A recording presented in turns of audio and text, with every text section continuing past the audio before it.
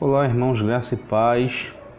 Estamos dando início hoje ao segundo vídeo da série sobre o livro do reverendo Jay Adams, A Vida Cristã no Lar. Para quem não assistiu o primeiro vídeo, só para situar você, eu estou fazendo alguns vídeos, uma série de vídeos, na verdade, onde eu faço comentários, estou tecendo comentários sobre os capítulos do livro. Então, esses comentários são feitos capítulo por capítulo, tá?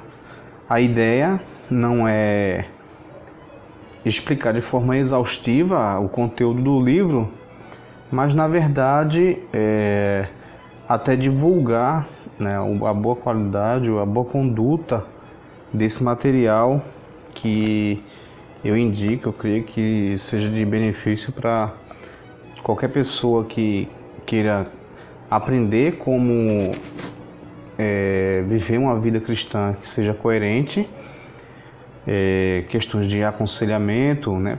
Pastores, presbíteros, líderes que têm essa vivência de estar diante de alguém, seja num departamento ou seja até no privado mesmo, pessoas que lhe procuram para pedir aconselhamento, e você ter bases bíblicas coerentes e também profissionais para lidar com esse tipo de situação, tá? Eu quero justificar aos irmãos também a minha ausência. Já faz um bom tempo que eu gravei o primeiro vídeo, cerca de um mês, e já deveria ter postado o segundo, mas infelizmente eu fui acometido por um pequeno acidente doméstico e não tive condições durante esse período aí de gravar o segundo vídeo da série, tá? A segunda nota que eu gostaria de trazer, de informar, é que no momento da gravação do primeiro vídeo, o reverendo Jay Adams estava vivo e tinha 91 anos de idade, mas aprove ao Senhor recolher seu servo, levar para si, agora no último dia 14 de novembro, tá? Há uma nota de falecimento. Vou colocar o endereço aqui embaixo na descrição do vídeo. Também vou colocar o material sobre a nota de falecimento no blog, e aqueles que tiverem interesse em ler sobre a vida dele, o material vai estar disponível. Então, vistas essas informações introdutórias, nós podemos ir direto ao capítulo 2, tá? Muito sugestivo. O capítulo 2 começa com um título bem interessante. Ele intitula o capítulo 2 da seguinte forma: Esperança e ajuda para a sua família, tá? Então esse é o título do segundo capítulo. E o que é que ele trata nessas páginas desse segundo capítulo? Primeiro, coloquei até uma citação dele aqui, que é exatamente o capítulo, né? A esperança e ajuda para a sua família. Ele está dando uma certeza de que de fato há esperança e ajuda para a família, para os problemas familiares. E ele fala algumas coisas no início desse capítulo muito interessante. Ele diz o seguinte, que nesses dias, nos dias em que nós estamos vivendo, tem se feito uma ênfase muito grande na questão do fracasso, a palavra fracasso em si, tá? Se tem feito muita ênfase na palavra e no sentido fracasso, tá? Então ele diz, os pais dizem, né? Os pais fracassaram, os programas governamentais fracassaram, a igreja também fracassou, tá? Isso normalmente é uma ideia que se tem na mente até dos crentes mesmo, de que a igreja do primeiro século era perfeita. E é só você ler a carta, por exemplo, do apóstolo Paulo à igreja de Corinto, você vai ver que as igrejas não eram perfeitas, que elas tinham sim suas dificuldades, e que a proximidade com os apóstolos e até a era de Cristo em si, né, aquele período mais próximo, não tornou essa igreja à prova de problemas, tá? Então eles tinham problemas, As cartas de Paulo aos Coríntios, por exemplo, é um exemplo de que esses problemas foram tratados de forma adequada, tá? Então, qual é o resultado dessa ênfase que se tem feito a essa questão do fracasso, em que tudo fracassou? Se você parar para pensar, um mundo em que tudo fracassou, o máximo que nós podemos ter é o quê? Desesperança. Não existe mais esperança.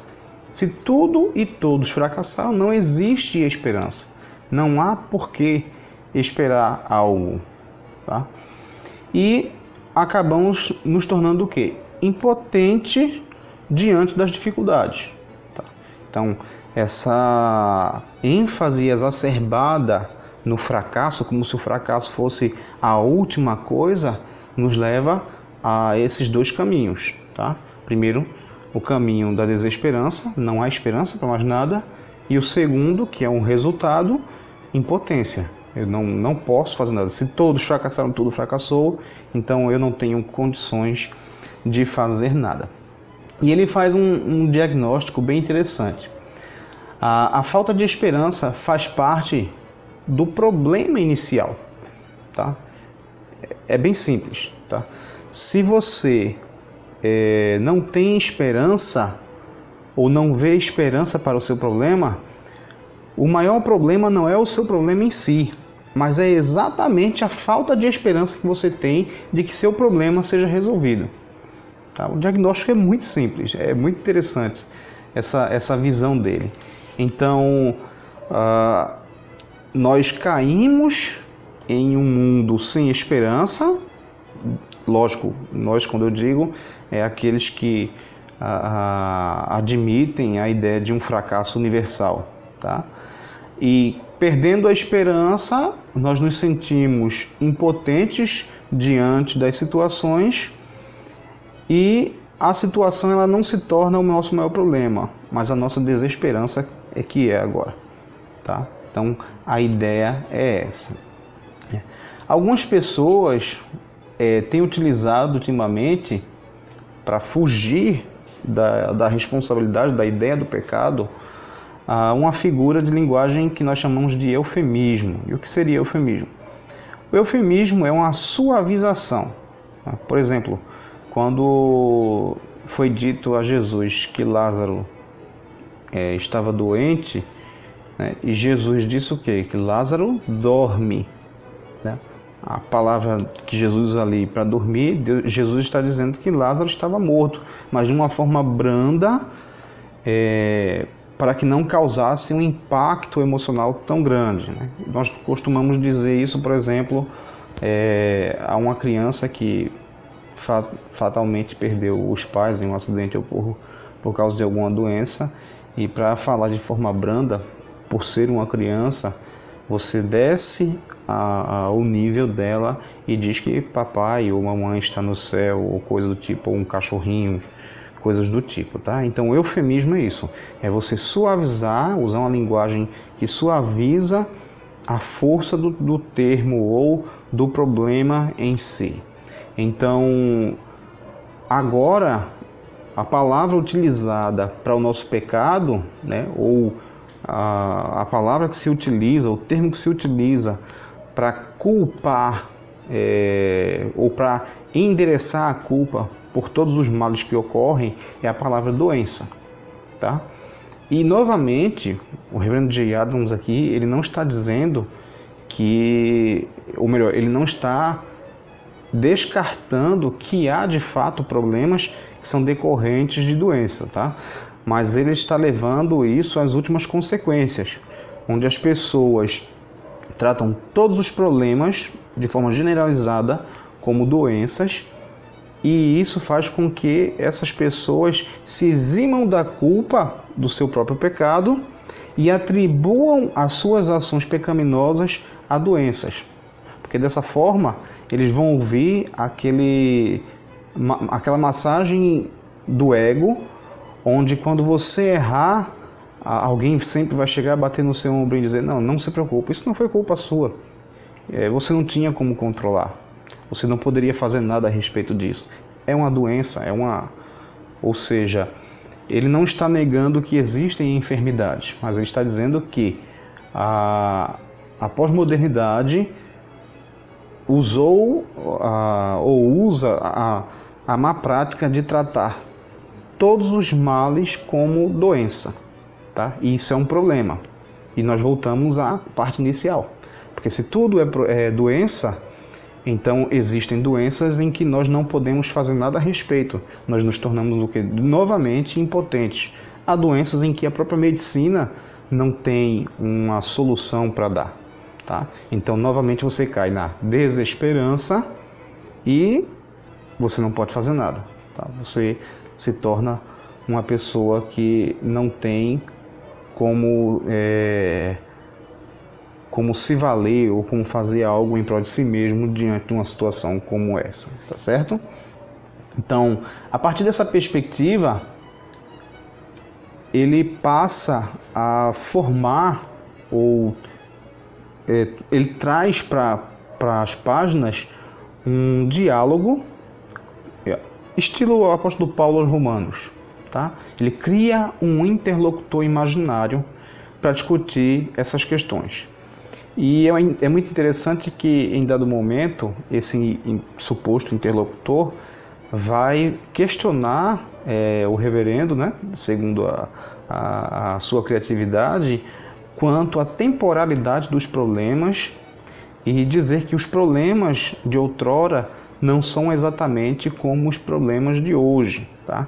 E é muito interessante que, nesse momento, ele utiliza um texto, ele utiliza o texto de 1 Coríntios 10, e o versículo 13, que diz assim: não veio sobre vós nenhuma tentação que não fosse humana, mas Deus é fiel e não deixará que sejais tentados além do que podeis resistir. Pelo contrário, juntamente com a tentação, providenciará uma saída para que a possais suportar. E aí ele começa a explicar o contexto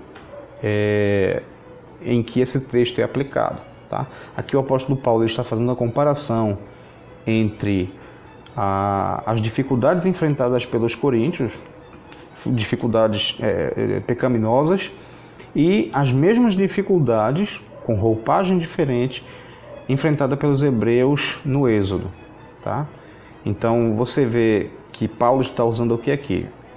Culturas diferentes, épocas diferentes, mas o problema ele caracteriza como o mesmo, o pecado. E ainda mais, ele diz que o problema não é maior do que o que possamos enfrentar. Isso quer dizer que Deus não nos dá uma carga maior do que aquela que nós podemos carregar. Se estamos carregando uma carga, é exatamente pelo peso que podemos carregar essa carga. Tá?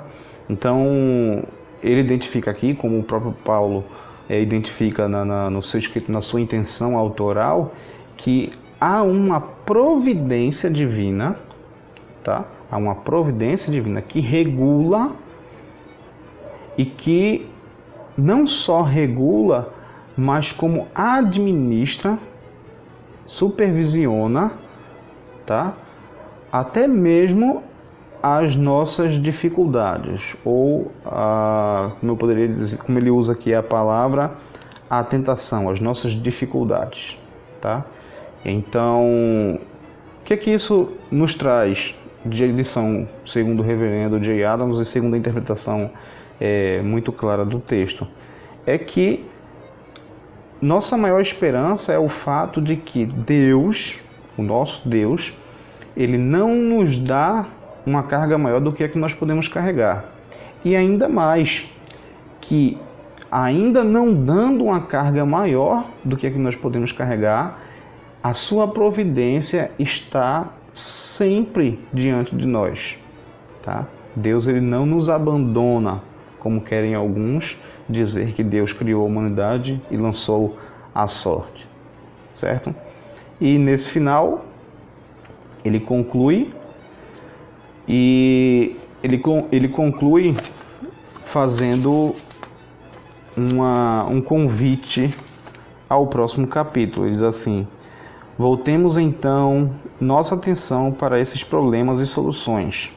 Devemos começar examinando seriamente o assunto da comunicação familiar, como Paulo o comenta no livro aos Efésios, tá?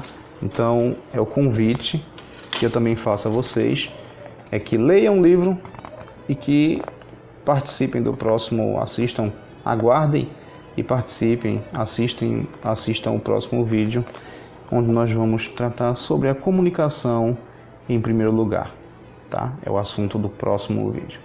Que Deus os abençoe, leiam o material, leiam no nosso blog, se inscrevam no nosso canal e ativem o sininho para receber os outros vídeos dessa série. Que Deus os abençoe.